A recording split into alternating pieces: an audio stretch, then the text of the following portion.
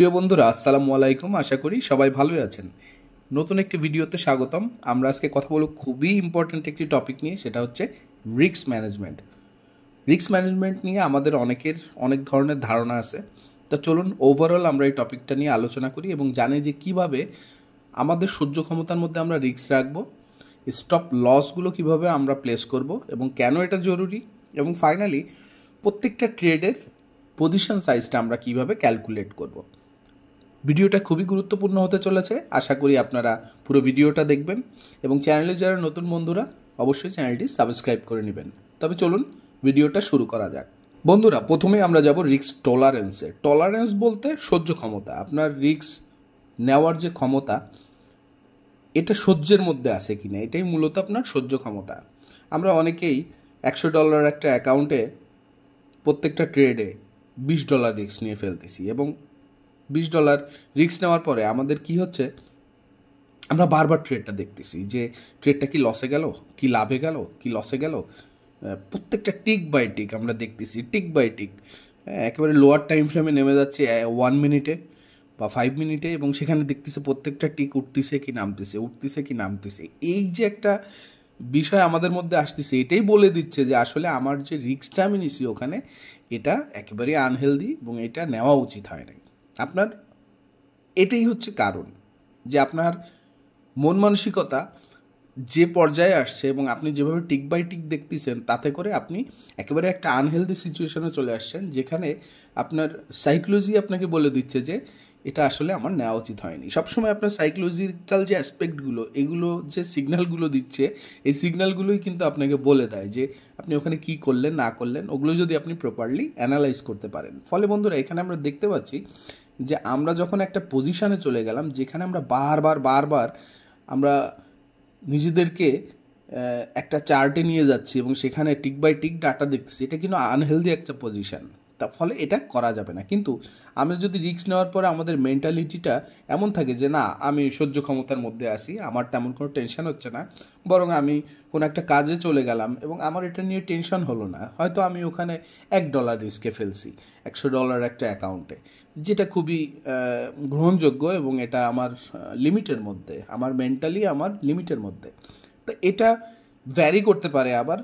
যেমন আপনি $100 একটা ব্যালেন্স আপনি যেভাবে ইউজ করতেছেন অ্যাজ এ পার্সন, আপনার যে পরিমাণ ব্যালেন্স রয়েছে এবং আপনার যে ক্ষমতা রয়েছে, সেটার বেসিসে আপনি যে পরিমাণ ইনভেস্ট করলেন, সেই ইনভেস্টমেন্টটা আসলে আপনার জন্য যৎসামান্য হতে পারে।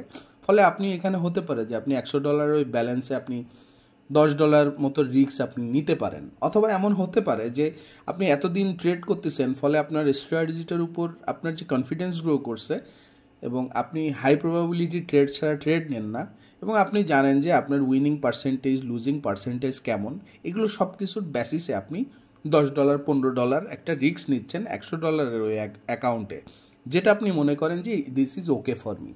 তাহলে কিন্তু আপনার টলারেন্সটা ওই জায়গায়। কিন্তু আপনার যদি এরকম হয় যে আপনি ওটা নেওয়ার পরে আপনার বারবার দেখতে মনে হচ্ছে এবং আপনার মধ্যে বেশ একটা বিট বেড়ে গেল আপনার, তাহলে কিন্তু বুঝতে হবে যে বন্ধুরা কোনো সমস্যা আছে। তা বন্ধুরা, আমরা পরবর্তীতে এটা আরও ডিসকাস করব। এবার চলি স্টপ লস অর্ডারে। এটা মূলত প্রত্যেকটা ট্রেডে আমাদেরকে স্টপ লস ইউজ করা শিখতে হবে। স্টপ লসটা ইউজ আমরা যদি না করি, এতে সমস্যাটা কি, বা আমরা যদি খুব বড় স্টপ লস দিয়ে ফেলি, সেটার ইমপ্লিকেশানটা কি, এটা চলুন বন্ধুরা আমরা চার্টে যে একটু দেখে নিই। দেখুন বন্ধুরা, এখানে আমরা ইউরো ইউএসডিতে আসি, আমরা 4 ঘন্টাতে আসি, কারেন্ট প্রাইসটা এখানে আছে।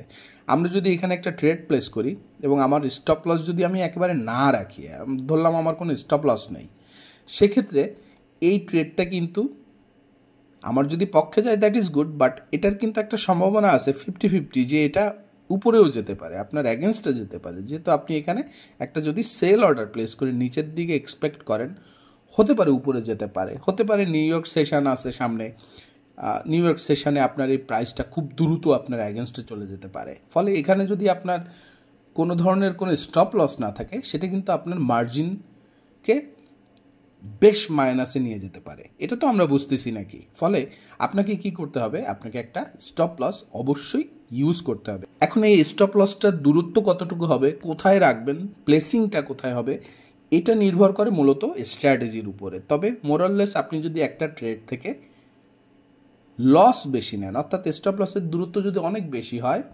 অন্যদিকে আপনার প্রফিট আপনি যেখান থেকে প্রফিট নিচ্ছেন যেই এরিয়াতে, সেটার দূরত্ব যদি আপনার স্টপ লসের দূরত্ব থেকে খুব কম হয়, তাহলে কিন্তু বন্ধুরা আপনার এখানে গেইন হওয়ার সম্ভাবনা অনেক কম। অর্থাৎ আপনার এখানে আপনি যখন প্রফিট নিচ্ছেন, সেটা যেটুক নিচ্ছেন তার থেকে আপনার স্টপ লস দেখুন অনেক বড়।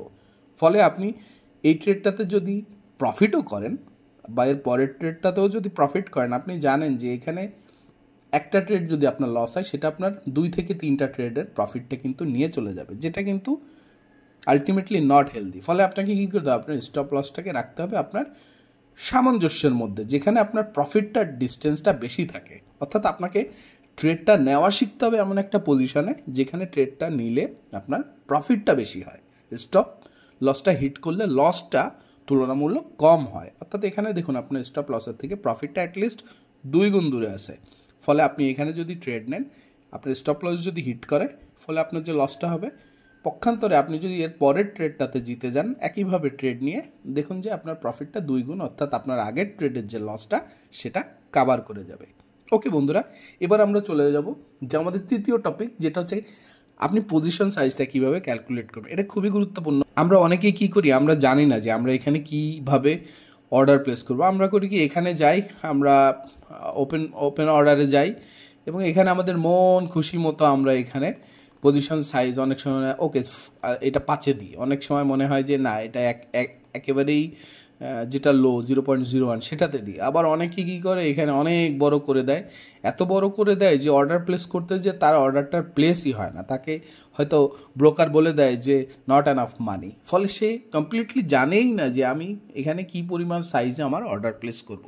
তা বন্ধুরা, আমরা যেহেতু এখন আইডিয়া পেলাম যে আমাদের রিস্ক টলারেন্স সম্পর্কে, আমাদের স্টপ লস রাখতেই হবে এবং সেটাকে অবশ্যই টেক প্রফিটের থেকে ছোট করতে হবে, তাহলে আমরা কিন্তু এখন মোটামুটি একটা আইডিয়া পেলাম যে আমাদের পজিশন সাইজটা কত হবে। ধরুন আপনার $100 একটি অ্যাকাউন্ট আছে, তো $100 একটি অ্যাকাউন্টে আপনি নির্ধারণ করুন যে আপনি ওই অ্যাকাউন্টের কত ডলার একটা ট্রেডে দিলে সেটা আপনার জন্য সুইটেবল হয়, এটা আপনি নির্ধারণ করুন। ধরুন আমরা এক্ষেত্রে ধরলাম $100 1%। তো $100 যদি 1% হয় তাহলে কত ডলার বন্ধুরা? $1।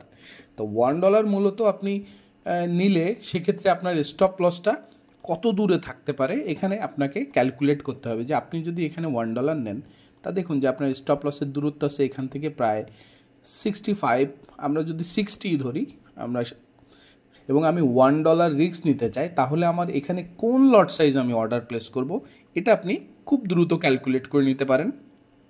ক্যালকুলেট করার জন্য আপনি এই ওয়েবসাইটে চলে আসতে পারেন। এখানে দেখুন যে ইনস্ট্রুমেন্ট আপনার ইউরো ইউএসডি, আপনি চাইলে যে পেয়ারে ট্রেড করবেন সেই পেয়ার ইনস্ট্রুমেন্ট হিসেবে সিলেক্ট করুন। এবার ডিপোজিট কারেন্সি US ডলার রাখুন। আপনার স্টপ লসের পরিমাণ কত এখানে আপনি লিখে দিন 60। এবার আপনার অ্যাকাউন্টের ব্যালেন্স কত আছে এটা লিখুন 100, এবং আপনি কত ডলার রিস্ক নিতে চান দিয়ে দিন $1। আপনার কন্ট্রাক্ট সাইজটা এটা থাকুক, এবার ক্যালকুলেট দিন। তা দেখুন বন্ধুরা, এখানে আপনাকে বলে দিচ্ছে আপনি যদি 60 পিপস রিস্ক নেন এবং $1 উপরে রিস্ক না নিতে চান এই ট্রেডে, তাহলে আপনার এইটা ট্রেডের সাইজটা হবে 0.001। অর্থাৎ আপনি দেখুন আপনার একটা স্ট্যান্ডার্ড অ্যাকাউন্টে 0.01 হবে আপনার মিনিমাম লট সাইজ, কিন্তু আপনি সেই মিনিমামটাও পাচ্ছেন না। অর্থাৎ আপনি এখানে $1 রিস্ক নিলে আপনি কোনো ট্রেডই দিতে পারতেছেন না। তো ইদার আপনাকে ব্যালেন্স বাড়াতে হবে অথবা আপনার রিস্ক বাড়াতে হবে। তবে রিস্ক যেহেতু বাড়াতে হবে, এখানে আমরা আলোচনার স্বার্থে ধরলাম যে আমি এখানে $6 রিস্ক নিচ্ছি, দ্যাট ইজ $100 6%।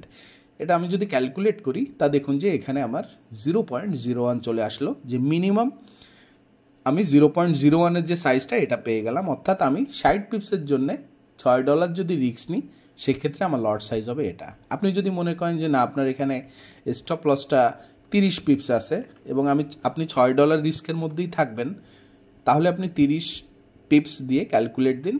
দেখুন বন্ধুরা, আপনার লট সাইজটা হয়ে গেল 0.02।